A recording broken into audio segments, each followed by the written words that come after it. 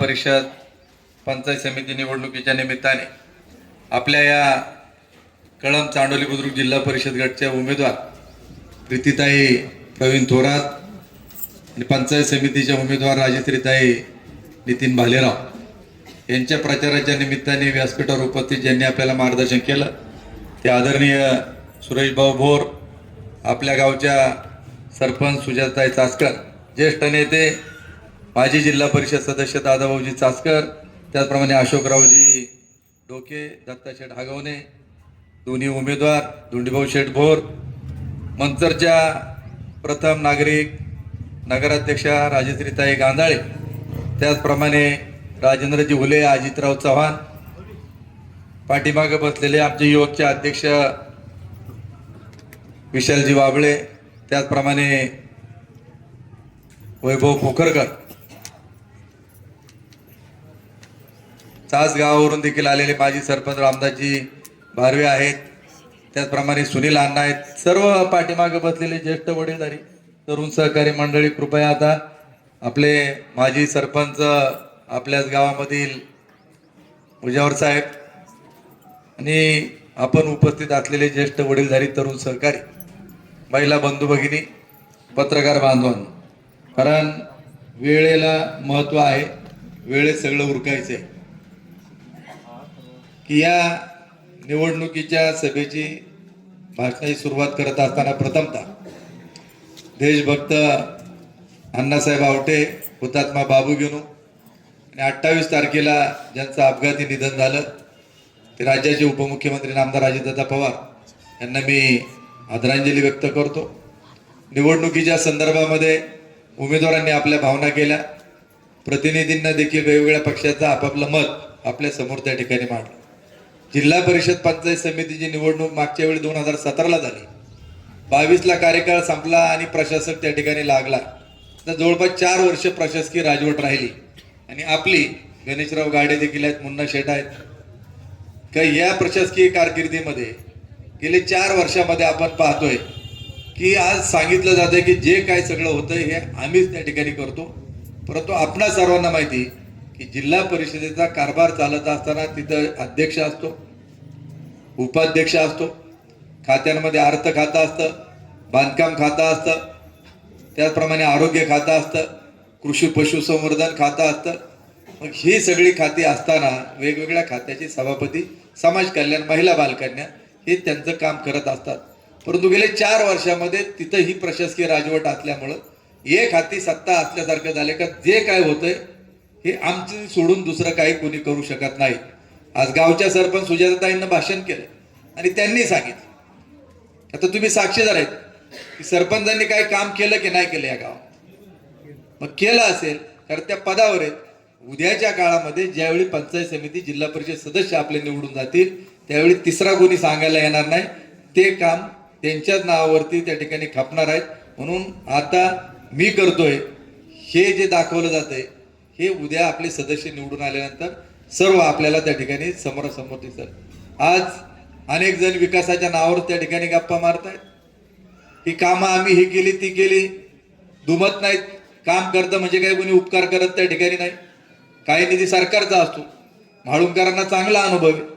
मागच्या वेळी मी उमेदवार होतो त्यावेळी सरकारचे पैसे नव्हते, निधी नव्हता, पैसा हा शेतकऱ्यांचा होता. भीमाशंकर सहकारी साखर कारखान्याच्या माध्यमातून भाग विकास निधी जवळपास 24 सालामध्ये ऑक्टोबर नोव्हेंबर महिन्यामध्ये एकूण रक्कम खर्ची झालेली आचारसंहितेच्या काळामध्ये ही 8 करोड रुपयाची त्या ठिकाणी होती. आणि माझ्या माहितीप्रमाणे आपल्या गावात त्यावेळी 35 लाख रुपये कारखान्याच्या माध्यमातून देण्यात आले. कारखान्याकडे पैसे इकडून तिकडून वरून येत नाही, जो शेतकरी त्या ठिकाणी ऊस घालतो त्या शेतकऱ्याचे घामाचे पैसे कापलेले जे आहेत ते पैसे वाटण्यात आले. मी अध्यक्ष असताना देखील भाग विकास आपण जादा भाव देत होतो, म्हणून आम्ही एक ठरवलं की आपण काही ना काहीतरी योगदान लोकांकरता दिलं पाहिजे. मग शाळेला आपण पैसे देत होतो. हुतात्मा बाबू गेनू जयंतीसाठी प्रत्येक वर्षी मी चेअरमन असताना 2 लाख रुपयाची कायमस्वरूपी तरतूद करून ठेवली, याची देखील मला आठवण आपल्याला सर्वांना करून द्यायची. पण मधल्या काळामध्ये तुम्हाला काय पाहिजे, शेड पाहिजे, लगेच घेऊन टाका. म्हणजे जसं पूर्वी लोकनाट्य तमाशामध्ये सांगितलं होतं, अरे आपल्या गावामध्ये पाणी नाही, मग काय पाहिजे? मग म्हणले चला आपल्या तालुक्यामध्ये धरण मंजूर. अरे म्हणले धरणाला नदी नाही, नदी मंजूर. अरे पण धरण करायचं म्हणले तर डोंगर नाही, डोंगर मंजूर. मग तशा प्रकारे मोठ्या प्रमाणामध्ये तो पैसा शेतकऱ्याचा खर्च करण्यात आला. मला आपण सर्वांना सांगायचे, आज जे रस्ते बिस्त्याची कारखान्याच्या माध्यमातून जी कामे चालतात, अहवाल काढा. ऊस पेमेंट देत असताना, ऊसाचा बाजारभाव ठरत असताना, FRP ठरवत असताना ऊसाची तोडणी वाहतूक खर्च वजा जाऊन राहिलेली रक्कम FRP म्हणून आपल्याला दिली जाते. तोडणी वाहतूक खर्च करत असताना जेवढे रस्ते आता खर्च केले जातात निवडणुकीच्या काळामध्ये, सगळेच्या सगळे खर्च हा तुमच्या शेतकऱ्याच्या ऊसाच्या पेमेंटमधून कपात केला जातो. गेल्या वर्षीची रक्कम ही 2.5 रुपये प्रति टनाप्रमाणे त्या ठिकाणी कपात करण्यात आलेली आहे. हे देखील आपणा सर्वांना माहीत असणं अत्यंत गरजेचं आहे. मला आपणा सर्वांना सांगायचं की या निवडणुकीमध्ये काही काही विद्वान लोक आहेत. मी एक काल परवा आपल्या गावातली त्या ठिकाणी मुलाखत ऐकली. ज्येष्ठ आहेत, मला बोलण्याचा त्यांच्या विरोधात अधिकार नाही. आम्ही एक काळ बरोबर काम केलेलं आहे. शरद बँकेचे ते संचालक आहेत ज्येष्ठ, त्यांची मुलाखत आली आणि म्हटले एका माणसामुळं युती जी होती घड्याळाची आणि तुतारीची ती बिघडली. पत्रकाराने विचारलं कोण? त्यांनी माझं नाव तिथं सांगितलं. मला त्यांना एवढंच सांगायचंय का ज्यावेळी 3 तारखेला थापलिंगची यात्रा होती पुणे पिंपरी चिंचवडमध्ये, दोन्ही पक्षांची एकत्र आघाडी झाली, लोकांना ती मान्य झाली नाही आणि त्यावेळी पक्षाचे उमेदवार सत्ता त्या ठिकाणी आली नाही. आणि मग मी पवार साहेबांना एकच सांगितलं की गेल्या 1 वर्षापूर्वी या आंबेगाव विधानसभा मतदारसंघामध्ये जनतेच्या समोर आम्ही ज्यावेळी सगळे एकत्र गेलो त्यावेळी आता जे आमदार आहेत घड्याळावर निवडून आले त्यांच्या विरोधात लोकांनी मतदान केलं की आपल्याला जे मतदान झालं त्यांना झालं 1,06,830 आणि देवदत्त निकम तुतारीवरती झालेलं मतदान आहे 1,05,365 आणि डमी देवदत्त निकमला 2,965. म्हणजे यांच्या विरोधामध्ये 1,442 मतं त्या ठिकाणी पडलेले आहेत. आणि मी त्यांना सांगितलं की ज्यावेळी जनतेचा कौल तालुक्याचा यांच्या विरोधात आहेत तर मी त्यांच्या सोबत जाऊ शकत नाही. आम्ही अशा प्रकारची आघाडी गेले 2 ते 3 महिन्यापासून आमचं चालू आहे का आम्ही एकत्रितरित्या लढणार आहोत. आमचा पहिला प्रयोग मंचरला ठरला होता, परंतु काही गोष्टी ऍडजस्ट झाल्या नाहीत. कुणी माग थांबायचं, कुणी नाही थांबायचं, कारण एकच पद होतं आणि तिथं ती आघाडी होऊ शकली नाही. मग ज्यावेळी असं सूत्र ठरल्यानंतर पवार साहेबांनी मला सांगितलं की तू जे म्हणतोय ते बरोबर आहे, तुम्हाला ज्या पद्धतीने लढायचंय, तू जिल्ह्याचा अध्यक्ष आहे, तुला पूर्णपणे त्या ठिकाणी अधिकार आहेत, याच्याबरोबर युती करा, त्याच्यावर आघाडी करा, आम्ही असं म्हणणार नाही. मला एकच, ज्यांनी मुलाखत दिली त्यांना एकच सवाल विचारायचा आहे की ज्यावेळी पवार साहेबांनी तुम्हाला भरभरून यात नेतृत्वाला या तालुक्यातलं दिलं, पवार साहेबांची साथ सोडत असताना मागच्या वेळी त्यांना याच मतदारसंघातून 66,000 मताधिक्याने निवडून दिलं होतं. मग ज्यावेळी तुम्हाला या तालुक्यातल्या लोकांनी पवार साहेबांचा एक शिष्य म्हणा, मानसपुत्र म्हणून निवडून दिला, त्यावेळी तुम्ही भाजप बरोबर जात असताना तुम्ही या तालुक्याची सभा बोलवायला पाहिजे होती की मी पवार साहेबांच्या सोबत राहू का पवार साहेबांच्या विरोधामध्ये त्या ठिकाणी जाऊ, याचं उत्तर देखील त्यांनी दिलं पाहिजे. हा देखील माझा त्यांना खडा सवाल या निमित्ताने आहे. कोणाबरोबर जायचं हे आम्ही ठरवणार, जनता ठरवणार. आणि म्हणून देवदत्त निकमला ज्यावेळी तुम्ही भरभरून एवढं दिलं त्यावेळी जर मी तुम्हाला न विचारता त्यांच्याबरोबर आघाडी केली असती तर तुम्ही म्हटले असते वळसे पाटलाचं आमचं काय वाकडं नव्हतं, हा सुद्धा तेवढाच गद्दार त्या ठिकाणी निघाला. म्हणून मी जनतेची साथ सोडायची नाही हे ठरवलेलं आहे. म्हणून आम्ही ही सगळ्या प्रकारची आघाडी त्या ठिकाणी केली. मला त्यांना दुसरं विचारायचंय का हो, मंचरमध्ये ज्यावेळी नगरपंचायतची निवडणूक झाली मग त्यावेळी तुम्ही भाजपच्या घोषणा का त्या ठिकाणी दिल्या का नाही ऐकल्या? तुम्ही स्वतः आमदारांनी घोषणा दिल्या आणि मग भाजपला सोबत घेतलं आणि भाजपला सोबत घेऊन त्यांच्याबरोबर आघाडी केली. 5 का काय जागा त्यांना दिल्या होत्या. किती निवडून आले त्यांचे? 5च्या 5 उमेदवार त्यांचे त्या ठिकाणी पाडले. जो नगराध्यक्ष पदाचा उमेदवार होता त्याला बाजूला त्या ठिकाणी सारलं, त्याला पक्षातून हकालपट्टी करायला यांनी लागली. आज मग तुम्ही भाजप सोबत का त्या ठिकाणी राहिले नाही? जिल्हा परिषद का भाजप वेगळी त्या ठिकाणी लढते? याचे उत्तर त्यांनी त्या ठिकाणी दिलं पाहिजे. मला बांधवांनो एकच या निमित्ताने सांगायचे की आज ते एवढं जर बोलत असतील, शरद बँकेचे तुम्ही संचालक आहात, 2 वर्ष शरद बँकेने लोकांना डिव्हिडंड दिला नाहीत. आपण सातत्याने तो विषय त्या ठिकाणी मांडत राहिलो. याचं उत्तर तुम्ही द्या. दुसरं मी त्याच वेळी निवडणुकीच्या वेळी सांगितलं होतं का वेस्टर्न हिलला शरद बँकेमधून किती कर्ज दिलं याचं उत्तर या गावातील संचालकांनी दिलं पाहिजे, कारण ते हुतात्मा बाबू गिनूंचे वारसदार आहेत. याचं उत्तर त्यांनी दिलं पाहिजे. हे मी का बोलतो, तुम्ही त्या बँकेचे संचालक आहात. तुम्ही वेस्टर्न हिलला किती कर्ज दिलं, किती वसूल केलं, त्याच्या सूट किती दिली. कालही मी बोललो का ती कंपनी काढताना आंब्यावाला होता. आता तुम्ही तिथं जाऊन पहा का ती कंपनी कुणी घेतली, आता तुपावाल्यांनी विकत त्या ठिकाणी घेतली. याच्यात शरद बँकेचा तोटा किती झाला याचं उत्तर आपल्या गावातील संचालकांनी दिलं पाहिजे, कारण हुतात्मा बाबू गिनूंनी या देशाकरता बलिदान त्या ठिकाणी केलंय. तर आम्ही म्हणू तुम्हाला खरा अधिकार आहे. मला त्यांना तिसरा प्रश्न या निमित्ताने विचारायचा आहे की 8 नोव्हेंबर 2024 ला या गावामधल्या किती लोकांना तुम्ही शरद बँकेमध्ये कामाला लावण्याची पत्र दिलेली होती, त्याच्यातली किती मुलं तुम्ही कामाला लावली याचं देखील उत्तर त्यांनी या निमित्ताने दिलं पाहिजे. असा देखील मला त्यांना रोखठोक सवाल त्या ठिकाणी आहे. माझ्याकडे पत्र आहे इथं व्हॉट्सअप मध्ये, तुमच्याकडे असतील सगळ्यांकडे, वाचून दाखवू 1 मिनिटात. आहेत ना, तारखेसहित सांगितलं 8/11 की 8/11/24 ला ते पत्र दिलेलं आहे. आता साहिल बिचारा आमचा गेलाय तिकडं, मला नोकरी लागली का नाही त्याला काही मला माहित नाही चांगली, पण त्याला मिळावी ही देखील मला त्यांना विनंती करायची का त्या बिचाऱ्याचं अपंगाचं काम तरी करा. त्याला आशेवर त्या ठिकाणी झुलवत तुम्ही ठेवू नका. पण बाकीच्या ज्या लोकांना 5 पोती भरून त्यांचं तिथं ते पडलेलं आहे. विकास म्हणजे नेमकं काय याचं उत्तर तुम्ही द्या. मगाशी कांद्याचा कोणी उल्लेख केला, किशोर आहे समोर इथं बसलेला, त्याचं झालं असतील एखाद्या वेळी पैसे, कारण तो जरा लवकर निर्णय घेणारा माणूस आहे. परंतु आता गेल्या वर्षी कांदे किती जणांचे होते हातवर करा, सगळ्यांचेच होते. आता मला सांगा की गेल्या वर्षी कांद्याच्या एका पिशवीचं किती पैसे यायला पाहिजे, तुम्हाला आलं किती आले? 500-600 बरोबर. यायला किती बाजार काय मिळायला अपेक्षित होतं? मी म्हणतो 200 धरा, 1000 रुपये गुणीचं यायला पाहिजे होतं. 500-600 आले, 400 रुपये कमी आले. इकरी गुणी कोणाला 300 येतील, कोणाला 250, मी 200 धरतो. मग 400 रुपयाप्रमाणे 200 गुणी जर धरल्या तर एका शेतकऱ्याला एकरी केवढ्याचा तोटा बसलाय? 80,000चा. बरोबर. आता तुम्हाला ते किती देणार आहे? वाटप चालूच होईल ना, विधानसभेचा अनुभव आहेच ना, बरोबर आहे का नाही? 300-500 हा त्यांचा काहीतरी असेल. मला एक या निमित्ताने आपल्या सर्वांना सांगायचंय की आम्ही तुमच्या करता लढणारे त्या ठिकाणी आहोत, लढत राहू, आणि लढल्याशिवाय तुम्हाला यश मिळत नाही हे देखील माहिती आहे. कारण बिबट्याचं आंदोलन आपण ज्यावेळी केलं 56 लोक गेली, कुठलाही मंत्री, जिल्ह्याचा कलेक्टर हा शेतकऱ्याच्या उसात गेला नव्हता, परंतु आंदोलनामुळे कलेक्टरला उसाच्या वावरात जावं लागलं. वन मंत्र्याला उपमुख्यमंत्र्यांनी दखल घेतली, ते देखील त्या ठिकाणी आले आणि त्याच्यानंतर निर्णय झाला. ताबडतोब पिंजऱ्यांची व्यवस्था झाली. निर्णय असा झाला की पकडलेला बिबट्या कधी बाहेर त्या ठिकाणी सोडायचा नाही, परराज्यात स्थलांतर करायचा किंवा माणिक डोहच्या केंद्रामध्ये तिथं त्याला ठेवायचं. त्याप्रमाणे झालं.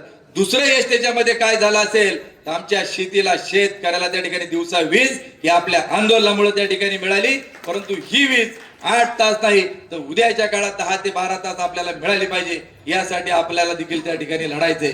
म्हणून आंदोलन केल्याने काय होतं काय नाही, एक देवदत्त निकमात त्यांच्या विरोधामध्ये कारखान्यामध्ये संचालक म्हणून मी त्या ठिकाणी आवाज उठवतोय.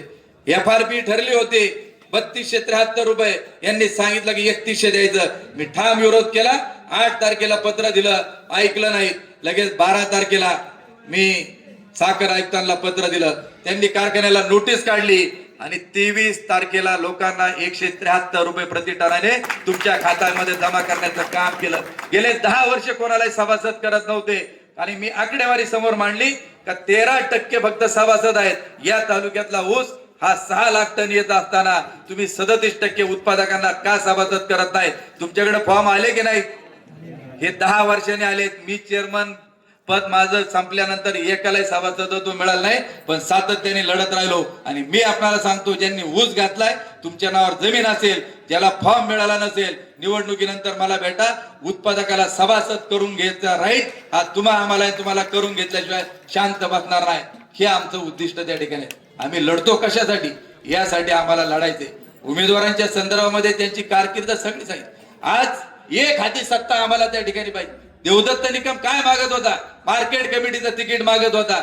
मला पदक गळ्यात घालून फिरायचं नव्हतं, कारण मी काम करणारा माणूस आहे। अजित दादांनी देखील सांगितलं की 6 वाजता दादांचा दिवस सुरू होत असायचा, आम्ही झोपा काढणाऱ्यातले त्या ठिकाणी नाहीत, 18 तास लोकांची सेवा त्या ठिकाणी करत राहत असतो। आणि म्हणून मला मार्केट कमिटीचं काम कसं झालं हे मी सांगणार आहे, तुम्ही त्याचे सगळेजण साक्षीदार आहात का या देशातली पहिली डिजिटल मार्केट आपलं मंचरची झाली आणि शेतकऱ्याला 40 रुपयात पोटभर जेवण देण्याचं काम आपल्या मंचर मार्केट कमिटीच्या माध्यमातून सुरू केलं। हे म्हणले यांनी कारखाना चांगला चालवला, मार्केट चांगलं चालवलं, उद्या हा आपल्याला त्या ठिकाणी अडचण ठरणार आहे। आणि म्हणून म्हणले नियम काढला माझ्यापासून, एक व्यक्ती, आता कुठं गेला नियम? आता एक व्यक्ती किती पद? आता इथं तर परत रिपीटच आहेत, कारण कुणीच लढायला तयार नव्हतं ह्या गटात। संजय गावारीवर रिपीट, विष्णू हिंगे 35-40 वर्ष दूध संघात आहेत, पक्षाचे अध्यक्ष आहेत, कुठं गेला नियम?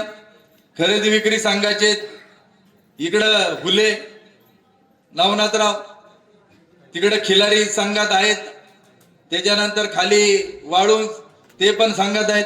मग यांच्या बायका परत टाकली, कोणाची मुलगी त्याच्या ठिकाणी दिली।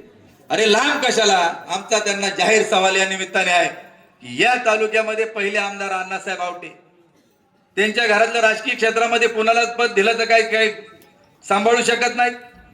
किसनराव बानकिलेंनी एवढी हयात घालवली आणि किसनराव बानकिलेंची सून मंचरच्या लोकांनी बिनविरोध निवडून दिली। तिनं फक्त एवढीच विनंती केली 15 दिवसापूर्वी का मला उपनगराध्यक्ष पद द्या। ताई मिळालं का त्यांना? मिळालं नाही मिळालं। त्याच्यानंतर बीडी अण्णा काळेंनी यांच्यासाठी 40 वर्ष सातत्याने सांगितलं की पवार साहेबांनी हे रोपटं दिलेलं आहे, याचा वटवृक्ष आपल्याला करायचा आहे। आणि कपिल काळे त्यांचा नातू, त्यांनी सांगितलं की मला उमेदवारी त्या ठिकाणी द्यावी। त्याला सांगितलं की तुला उमेदवारी नाही। आज कपिल सुद्धा तिकडे शिवसेनेच्या याच्यावरती उभा राहिलेला आहे। अशी किती सांगते। अविनाश राणे त्यांच्याकडे गेले होते, काय झालं? राहिले। राजाभाऊ बानकिले तिकडे गेले, राहिले। आता दादा आहेत, कसे आहेत काय? शिवाजीराव दादा, तुम्हाला सगळी परिस्थिती माहिती आहे की लोकसभेला निरगुड सरगाव त्यांना मायनस मध्ये त्या ठिकाणी जातं आणि दादाचे सगळे उमेदवार देखील मंचर नगरपंचायतीला पाडण्याचं काम यांनी केलं। एकच डोक्यात, आपल्यापेक्षा दुसरा मोठा कोणी होऊ द्यायचा नाही। खालच्या गटामध्ये अरुण गिरे त्यांच्या बरोबर होता, माझ्या विरोधात त्यांनी आता विधानसभेला काम केलं। मेंगडेवाडीतून वळसे पाटलांना त्यांनी लीड त्या ठिकाणी दिलं आणि जिल्हा परिषदच्या निवडणुका लागल्यानंतर अरुण लावला, म्हणलं काय परत हे का नाही म्हणलं, दादांनी सांगितलं की तुझं तिकीट फिक्स आहे। अरे म्हणलं तू त्या भरोश्यावर बसू नको, दादाच्याच राजगुरूला त्यांना तिकीट तिथं दिलं नाही मंचरला, ते अपक्षले, तू कशाला भरोशा? नाही म्हणलं माझं होणार आहे। शेवटचे 4 दिवस राहिले, अरुण रावला त्यांनी सांगितलं की तुला उमेदवारी नाही। आणि हे कळल्यानंतर मग अरुण रावला म्हटलं निर्णय तुम्ही घ्यायचा, काय करायचं कसं करायचं। त्यांनी शिवसेनेत प्रवेश केला, तिकडे त्या ठिकाणी हे केलं। मग तुमच्या घरामध्ये तुमच्याकडे पद आहेत, एक पुतण्या कारखान्यावर त्या ठिकाणी आहेत आणि एक व्यक्ती एक पद, दुसरा जर आता उमेदवारी ज्याला दिली तो जर शरद बँकेचा व्हाईस चेअरमन असेल तर अरुण गिरेवर तुम्ही अन्याय का केला याचं देखील उत्तर त्यांनी लोकांना त्या ठिकाणी दिलं पाहिजे। आणि शेवटी सर ती नंबर राहिला होता फक्त माझाच, आणि आम्हाला देखील मिटिंगला बोलवलं होतं, पण मी कोपरापासून हात जोडून सांगितलं की माझ्या पुढे मागच्या सगळ्यांचा इतिहास त्या ठिकाणी आहे। मी ठरवलेलं आहे की आयुष्यात यांच्या दारात परत कधी त्या ठिकाणी जायचं नाही, जे जायचं ते जनतेच्या दारात आम्ही त्या ठिकाणी जाऊ, आणि म्हणून आम्ही सगळ्यांना एकत्र केलेत, हे माझं त्यांना त्या ठिकाणी उत्तर आहे। आज बांधवांनो, या निवडणुकीमध्ये परिवर्तन हे अटळ आहे, कारण मी मगाशी आकडेवारी सांगितली की हे सगळं जे आहे ते फार मोठ्या प्रमाणात आहे। अशी कितीतरी सांगण्यासारखी उदाहरणं आहेत की उद्याच्या काळामध्ये आज ज्या उमेदवार इथं जिल्हा परिषदेला मागच्या निवडणुकीला होत्या, आम्ही सगळे त्यांच्या सोबत होतो। इकडच्या प्रीतीताईंना कळम चांडोली पर्यंत 1100 मतांनी त्या आघाडीवर होत्या, आणि ज्यावेळी खाली आमची 5-6 गावं सुरू झाली त्यावेळी त्यांचा 1150 मत। सचिनराव तिथं काउंटिंगला आतच होते, चांडोली पर्यंत आले ज्यावेळी पिछडे होते, त्याला घामच पुशीत होता नुसता काउंटिंग ज्यावेळी। त्याला म्हणलं दमकाड, ही 5-6 गाव सगळं नीटनेट होईल, तू काय काळजी करायचं काम नको। मला आता एवढंच या निमित्ताने सांगायचे की ज्यांना तुम्ही निवडून दिलं, मी आव्हान केलंय पण मला आजही एक फोटो कोणाचा त्या ठिकाणी मिळाला नाही। मी एवढं सांगितलं की ज्यांना जिल्हा परिषद सदस्य म्हणून तुम्ही निवडून दिलं तुमच्या मोबाईलमध्ये तुमच्या घरगुती कार्यक्रमाकरता, सुखाच्या दुःखाच्या गावाच्या कार्यक्रमाकरता त्या जर 5 वर्षात 7 वर्षात कधी आल्या असतील तर एक फोटो मला त्या ठिकाणी दाखवा. अजून कुणीही मला एक फोटो दाखवा नाही. फक्त एक पोस्ट लौकीची त्यांनी सोडलेली होती का इथं भूमिपूजनाला माझ्या समोर त्यांचा फोटो होता. मी त्यांना सांगितलं की तुमचा फोटो याच्यात दिसत नाही, हा लौकीचा कार्यक्रम आहे, तुमचा नंबर पाठवा, तुम्हाला 1000 रुपयाचं बक्षीस मी लगेच पाठवून देतो. पण परत मला काही त्यांनी नंबर त्या ठिकाणी पाठवला नाही. मला आपल्या सर्वांना एवढं त्या निमित्ताने सांगायचंय की ज्या देवीचं दर्शन निवडून दिल्यानंतर कधीच झालं नाही, त्यांनी आता माता भगिनी तुम्हाला दर्शनाला पाठवलं.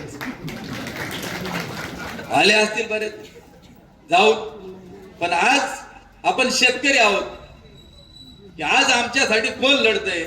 ज्यावेळी माता भगिनीची लहान लहान पोरं 3 ते 4 वर्षाची बिबटेच्या हल्ल्यामध्ये गेली, महिला त्याच्यामध्ये त्या ठिकाणी त्यांचं झालं. आपल्यात एक ठाकरवाडीची विशाल काय नाव होतं ती जाधवांची, टाकेवाडीची जाधवाची महिलेला त्या ठिकाणी बिबट्याने खाल्लं. बाई तू त्या बिचाऱ्या महिलेच्या घरी कधी गेली होती का? नाही गेली. मग आज तुम्ही महिलांना देवदर्शन जर त्या ठिकाणी घडवत असाल तर तुमचं 7-8 वर्षामध्ये दर्शन का झालं नाही याचं देखील उत्तर त्यांनी दिलं पाहिजे. मी आपल्याला एवढाच विश्वास या निमित्ताने देतो की हे गाव हुतात्मा बाबू गिनूंचं गाव आहे. आम्हाला ज्यावेळी चिन्हांवर लढायचं म्हणले, मशाल चिन्ह नवीन आहे, नितीनराव राजेश्रीताई म्हणले लोकांपर्यंत ते चिन्ह गेलं नाही. मी त्यांना एकच सांगितलं की ही मशाल या म्हाळुंगे गावामध्ये हुतात्मा बाबू गिनूंची मशाल आहे, ती न विझणारी आहे, ती कायम धगधगती त्या ठिकाणी राहणार आहेत. मला तुम्हाला जाहीर या ठिकाणी विनंती करायची की आपला उमेदवार झेडपीचा, पंचायत समितीचा दोन्ही निवडून येणार, याला भविष्य सांगायची गरज नाही. पण म्हाळुंग्यामध्ये जो पैशाचा चमत्कार विधानसभेच्या वेळी घडला, तो चमत्कार आता त्या ठिकाणी तुम्हाला तो संपवायचा आहे. इथं कुठली जादू चालणार नाहीत. हा जिल्हा परिषद गट विधानसभेला पण आंबेवाल्यांनी दत्तक घेतला होता. आताही मला वाटतं त्यांच्याकडेच कारभार आहे. मला त्यांना एवढं सांगायचंय, बाबा तुम्ही आणि आमदार ज्या वार्डात राहता, तुमच्या वार्डातला सदस्य हा धनुष्यबाणाचा तिथं निवडून आलेला आहे, लखन पारधी. तुम्हाला गावातलं निवडून आणता येत नाही, नगराध्यक्ष तिथं हे निवडून आल्यात, तुम्ही कशाला हा कारभार त्या ठिकाणी करता? तुम्ही कारखान्यातच नीटनेटकं तिथं बघा, लोकांच्या पदरात कसं चांगलं टाकता येईल ते तुम्ही टाका, बाकीच्या काय उचापती करू नका. म्हणून मला हे सांगायचं की ही बाबू गिनूंची जी मशाल आहे, या मशालीचे चिन्ह देखील की प्रीतीदाईपेक्षा 1 मत तरी मशालीला या गावामधून जादा पडलं पाहिजे, यासाठी तुम्ही सगळ्या लोकांना जागरूक करण्याचं काम त्या ठिकाणी करणं हे तुमचं माझं सगळ्यांचं कर्तव्य त्या ठिकाणी आहे. खालची अजिबात तुम्ही चिंता करण्याचं काही कारण अजिबात नाही. विधानसभेच्या वेळी मला खालच्या पंचायत समिती गणामधून 3000 मताचं मताधिक्य मिळालेलं त्या ठिकाणी होतं. इथं लढायला कोणी तयार नव्हतं, पंचायत समितीला कोणी नव्हतं, सगळे लाभार्थी त्या ठिकाणी आहेत. म्हणून खालच्या गणाची अजिबात चिंता करायचं कारण आहे.